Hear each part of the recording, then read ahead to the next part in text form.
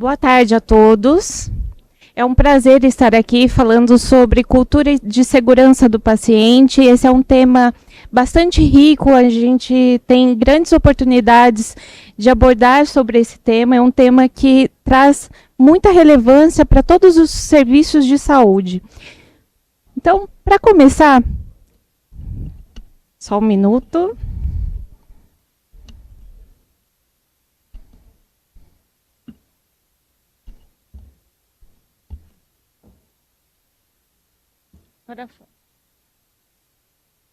Então, a cultura não é somente aquela forma como nós pensamos, mas também como nós agimos diante daquilo que acontece. Então, nossos hábitos, tudo aquilo que a gente faz no nosso dia a dia, isso é cultura.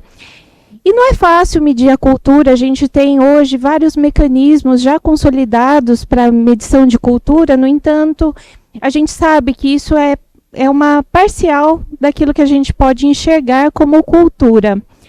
Então, dentro do princípio, né, de avaliação da cultura de segurança, o que a gente precisa pensar é que existem suposições básicas, são crenças, percepções desses profissionais, principalmente de saúde, que não são nem ditas, né, não são faladas por esses profissionais e são comportamentos implícitos aí pelas crenças que eles possuem.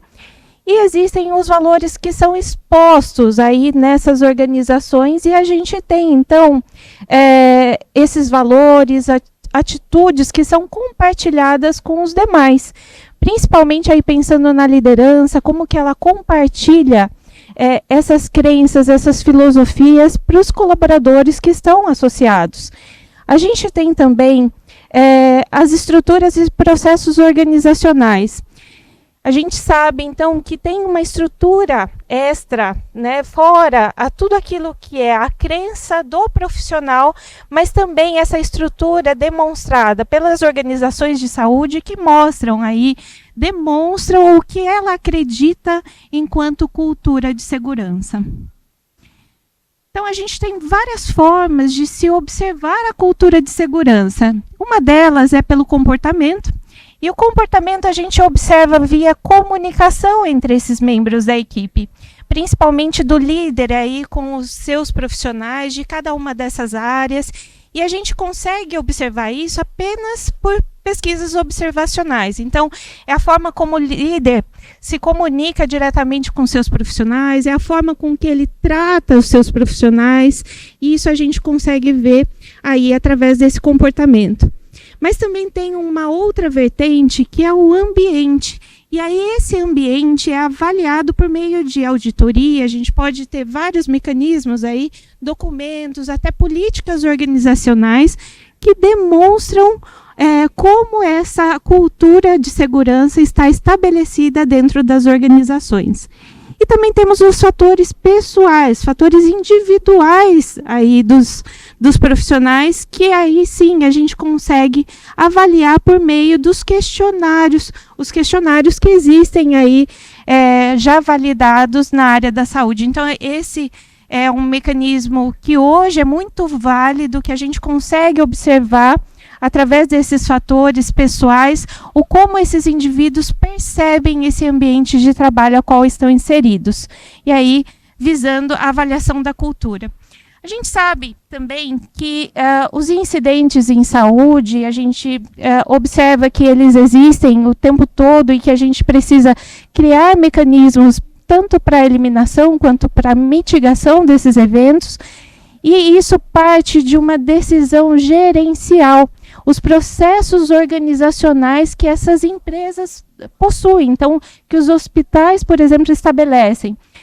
E também depende de fatores aí do paciente, fatores complicadores do paciente, fatores de equipe, fatores tecnológicos, fatores individuais e de ambiente. Tudo isso associado a atos inseguros podem levar aos tão chamados incidentes que ocorrem aí na nossa realidade dos hospitais. Isso cria um ambiente, então, que muitas vezes o alinhamento de todas essas causas levam a esses incidentes.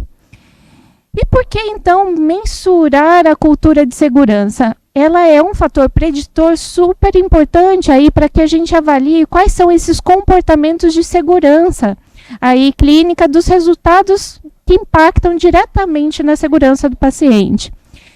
E uma melhor cultura, ela também leva a um fator de maior engajamento e satisfação desses profissionais.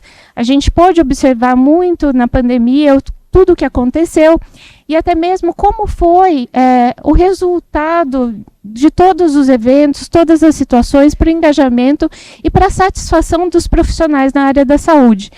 Isso a gente, então, entende o quanto a cultura de segurança ela interfere diretamente nos resultados aí voltados à segurança do paciente. Então, mais do que nunca, é importante medir a cultura de segurança para que a gente tenha um modelo, um formato para transformar esse ambiente de trabalho. E aí melhorar também essa experiência para o profissional de saúde e a satisfação do usuário em saúde. Quando a gente fala de cultura de segurança, mais do que nunca é importante falar sobre os times de trabalho, essas áreas de trabalho, o quanto elas interferem diretamente naquilo que eu tenho como resultado. Então, um trabalho de equipe eficaz, ele depende tanto dos objetivos compartilhados entre as equipes. A gente fala muitas vezes que a gente tem ilhas de excelência nos hospitais, né? E o quanto isso realmente é uma cultura, ou é um comportamento seguro daqueles profissionais que foi estabelecido pelo próprio líder, e que isso não transforma esse ambiente de trabalho como cultura de segurança. A gente também tem a confiança mútua, né? O quanto, principalmente, o líder demonstra a confiança naquilo que ele faz, nos processos de trabalho, na estrutura organizacional a qual ele está inserido, e multiplica isso para os seus profissionais, com um fluxo de comunicação adequada, com uma liderança positiva aí, trazendo resultados aí para um trabalho eficaz.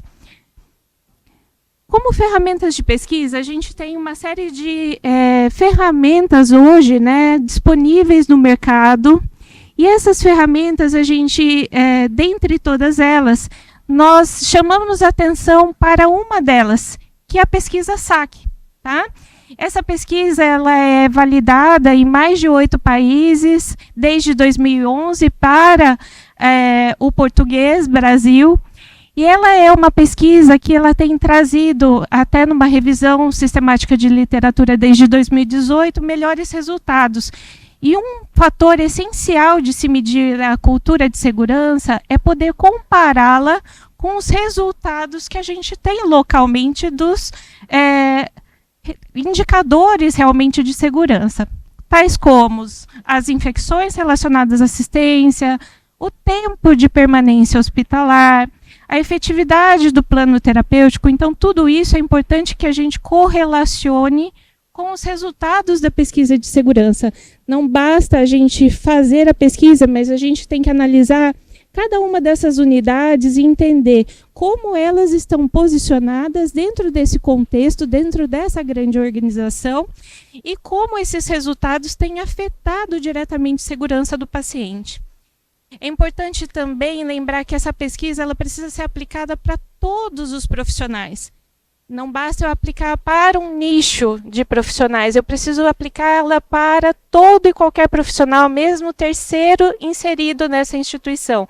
Então, por exemplo, o médico que está como terceiro inserido, ou uma empresa de higiene que está como terceira, né, na instituição, ela precisa também ser inserida nesse processo de avaliação, porque toda essa equipe compõe aí a cultura de segurança dentro de uma organização. Então, um objetivo de mensurar, né, a cultura de segurança é estabelecer como eu estou posicionado dentro dessa cultura de segurança do paciente.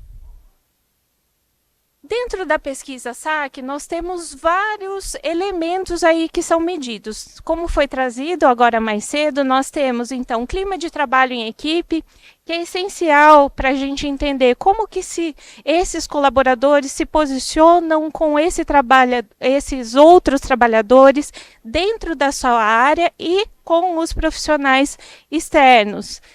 Como é o clima de segurança? Então, como que eu percebo esse ambiente de trabalho? Será que esse ambiente de trabalho ele é positivo? Ele traz fatores positivos para o trabalho? Como o estresse também interfere diretamente no resultado de segurança do paciente. E um dos fatores essenciais que a gente tem visto que tem impactado diretamente nos resultados de cultura de segurança é a percepção de gerência da unidade. Então, por isso da importância de a gente segregar esses resultados por área, entendendo cada um desses dados em separado das áreas, mas também da organização como um todo, para que a gente possa compará-los e entender quais são os pontos chaves de mudança dentro da organização. Não basta eu medir como um todo, mas eu tenho que segregar também esses resultados, entendendo como eles podem ser trabalhados diferentemente entre as unidades do hospital. A gente também tem fatores que interferem diretamente, que são as condições de trabalho dos profissionais. Será que eu tenho profissionais em número adequado dentro das unidades? Será que eu tenho os profissionais certos atuando na unidade, aquele profissional com maior experiência dentro da UTI, atuando numa UTI, né, onde o cuidado é mais complexo? Então, tudo isso a gente avalia por um desses quesitos, que é o dimensionamento, que avalia essa condição de trabalho, não somente a condição de trabalho em número de profissionais, mas também o quanto de recurso eu consigo fornecer para esses profissionais atuarem de forma adequada. A gente tem também um dos pontos relevantes aí para a mensuração da cultura, os comportamentos seguros. Como a gente falou lá atrás, né, a cultura de segurança ela não é só formada por aquilo que eu acredito, mas aquilo que eu faço realmente no dia a dia, aquilo que eu pratico. E esse é um dos requisitos que a gente avalia como estratégia e para a segurança do paciente, para entender como essa equipe está posicionada dentro dessa evolução dos requisitos de qualidade. A gente tem aqui algumas especificidades dessa pesquisa. A pesquisa SAC ela foi criada com uma mistura de duas pesquisas dentro da aviação e também uma aplicação feita apenas para UTI e que surgiu a SAC. E aí a gente tem uma série de questões que vão desde do trabalho em equipe até a avaliação da gestão da unidade, a avaliação de estresse desses profissionais, então todos esses requisitos avaliados. A gente também tem uma questão bastante importante, que é um domínio qualitativo, que ele precisa ser muito olhado, né? Onde o profissional pode relatar aquilo que ele percebe. Então, a parte qualitativa é extremamente relevante aí para as pesquisas de cultura de segurança, para que a gente possa entender aí o posicionamento desses profissionais diante do que ele tem enquanto ambiente de trabalho. Sempre quando a gente fala de pesquisas de segurança, é importante entender o quanto de significância ela tem dentro da minha amostra. Então, adianta eu fazer com, de repente, 10 profissionais da minha unidade que é formada por 150 profissionais, o que isso vai me trazer de resultado? Ou abordar apenas a equipe de enfermagem, sendo que eu tenho uma multiplicidade de profissionais aí, e eu tenho um resultado só focado na equipe de enfermagem. Então, tudo isso precisa ser olhado até mesmo antes de se fazer essa pesquisa, para que a gente tenha um resultado realmente global e tenha um nível de significância importante aí nessa pesquisa. Outra questão é como eu analiso esses dados da pesquisa. Será que apenas um resultado plotado na forma de gráfico vai trazer para mim um resultado adequado? De que forma eu posso avaliar esses resultados? Tem significância? De que forma eu trago isso enquanto resultado? E é uma preocupação muito grande, porque às vezes eu generalizo resultados que não são da equipe como um todo. Isso é um cuidado que a gente tem que ter à hora de analisar essa pesquisa, porque eu posso trazer resultados que não tenham significância aí para essa população. Outra questão é como eu discuto esses dados, né? Como eu comparo, não apenas com dados internos, mas a evolução desses dados. Então, a evolução ao longo de anos da mesma empresa, se eu estou evoluindo, se houve mudanças na cultura organizacional, na cultura de clima de segurança ou não. E isso o quanto está impactando, quantas foram as mudanças que foram promovidas e o que eu fiz aí nesse interim, né, de tempo para que pudesse ser melhorada a cultura de segurança. O que é muito importante também das pesquisas é nunca incluir os nomes dos participantes, para que a gente aumente essa amostra, né, de participantes, mas também não traga um resultado focado em pessoas, mas sim no ambiente de trabalho. A gente precisa, então, aplicar essa pesquisa em algumas grandes etapas. E a primeira delas é talvez a mais importante, que é o planejamento dessa pesquisa. Quando eu vou fazer, de que forma eu vou fazer, quem eu vou envolver nessa pesquisa e que propósito eu tenho em fazê-la. Eu tenho o propósito de realmente pegar esses resultados e trabalhá-los junto com a equipe. De que forma eu vou fazer isso? A fase 2 é propriamente a pesquisa, se eu estou direcionando um líder realmente para isso, para o acompanhamento desses resultados, a equipe está participando como um todo, tenho variabilidade entre os membros participantes e também feedback e relatório. De que forma eu estabeleço esses relatórios para a equipe e de que forma a equipe sabe desses resultados? Então, de que forma ela participa desses resultados que houve na pesquisa, tá? E, como 5, o planejamento de ações. Planejamento de ações relativas à pesquisa de cultura nunca é a curto prazo. A gente precisa pensar nisso a longo prazo, pelo menos para um ano, né? O que eu vou estabelecer como ações e de que forma eu vou medir esses resultados que eu estabeleci. Aqui estão alguns exemplos dessa pesquisa. Essa pesquisa dentro da H2A ela é feita por meio de um BI, onde a gente tem esses resultados podendo ser comparados entre áreas, entre profissionais diferentes, entre até mesmo áreas diferentes. Isso é muito importante a gente entender esses resultados separados e entender se há significância ou não.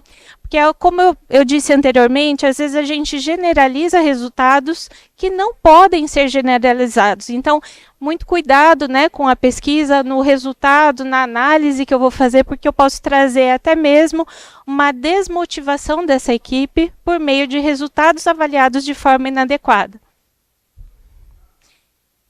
E quando a gente pensa, então, em cultura de segurança, isso é um processo a longo prazo, né? A gente fala que começa do patológico até o construtivo, né? Onde ninguém se importa com nada que é feito, como as coisas são feitas, e depois chegando num estágio onde há uma consciência sobre aquilo que é feito, sobre a forma que se deseja se fazer dentro da instituição, e se tem um formato de atuação profissional onde todos atuam da mesma forma, sem mesmo pensar naquilo que será feito.